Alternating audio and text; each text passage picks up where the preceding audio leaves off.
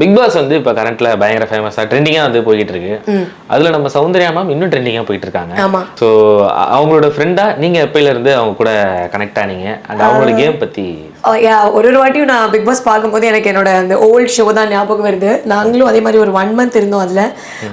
Same நான் சௌந்தர்யா 2 பேருமே one of the like இப்படிதான் இருப்போம். இப்போ இப்படி ஜாக்லினும் சௌந்தர்யாவும் இருந்தாங்களோ அந்த மாதிரி. ஸோ எனக்கு ஜாக் பார்க்கும்போது ரொம்ப பொறாமையா இருக்கும். நான் அந்த இடத்துல இருந்தேனே அப்படிங்கிற மாதிரி எல்லாம்.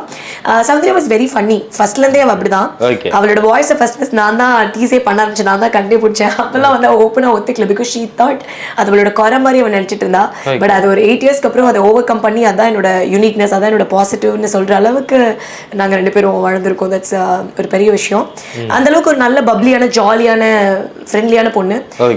அப்பத்துல இருந்து இப்போ வரைக்கும் இருக்க ஒரே ஃப்ரெண்டு, உண்மையான ஃப்ரெண்ட் அவங்க தான். நமக்கு லைஃப்ல நிறைய லைக் மேலே அப்ஸ் எல்லாம் நிறைய பார்த்தாச்சு. பட் அவ வந்து கான்ஸ்டன்ட். நான் அப்பத்துல இருந்து வரும்போது எனக்கு ஒரு மேக்கப் போட கூட தெரியாது.